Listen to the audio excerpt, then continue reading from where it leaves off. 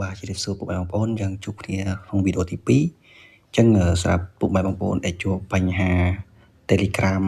នៅពេលយើង log out ហើយយើង log in ចូលទៅវិញជួបបញ្ហាបែបនេះអញ្ចឹងយើងមានវិធីសាស្ត្រពីរសម្រាប់ចែកជូនពុកម៉ែបងប្អូនក្នុងការប្រើប្រាស់ Telegram ដោយមិនចាំបាច់បង់ថ្លៃសេវាឬក៏ត្រូវការទិញ license ពីខាងក្រុមហ៊ុនឡើយអញ្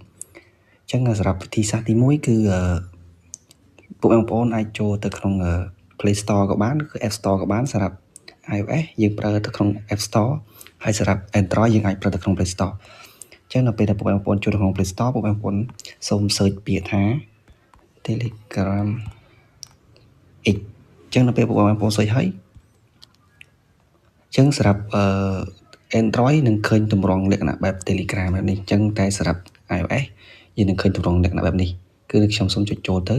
គឺមានទម្រង់បែបនេះហើយបងប្អូនចុច download វាមកអញ្ចឹងនៅពេលពុកបងប្អូនចុច download ហើយពុកបងប្អូននឹងអាចយកទៅប្រើប្រាស់បានធម្មតាហើយអញ្ចឹងវាមានលក្ខណៈដូចតែ Telegram ដែលពុកបងប្អូនយើងប្រើជាប្រចាំអញ្ចឹងឯងហើយមានលក្ខណៈ free ទៀតហើយស្រាប់ទីសាមួយទៀតគឺយើងមានទីសាមួយទៀតគឺសូមពុកបងប្អូនចូលទៅក្នុង Safari ក៏បានចូលក្នុង Chrome ក៏បានអញ្ចឹងយើងសូម search ពាក្យថា Telegram web អញ្ចឹងនេះខាងលើនេះ Telegram web អញ្ចឹងនៅពេលដែលបងប្អូនចូលទៅនឹងឃើញ Telegram នៅខាងលើគេទាំងអស់អញ្ចឹងនៅពេលបងប្អូនចុចចូលទៅវានឹងមានលក្ខណៈទម្រង់បែបនេះអញ្ចឹង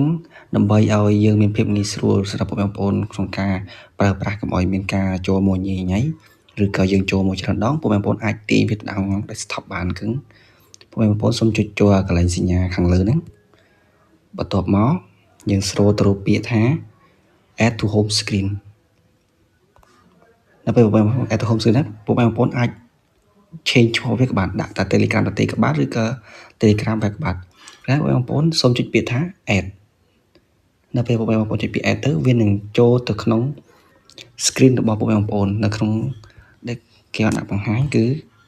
វាចេញមកក្នុងផ្ទាំងខាងមុខបងប្អូនអាចប្រើប្រាស់បានធម្មតាដោយមិនចាំបាច់ត្រូវការបង់លុយនៅឡើយលក្ខណៈរបស់ Telegram web ហ្នឹងវាអាចស្មើជាមួយនឹង Telegram របស់ desktop ដែលបងប្អូនអាចប្រើជាមួយនឹង computer ក៏បានអញ្ចឹងវីដេអូរបស់ខ្ញុំមានតែប៉ុណ្្នឹងអញ្ចឹងបើមានអីជាចម្ងល់បងប្អូនអាចឆាតសួរបានឬក៏អាច comment ក្នុងវីដេអូនឹងបានអញ្ចឹងអរគុណច្រើន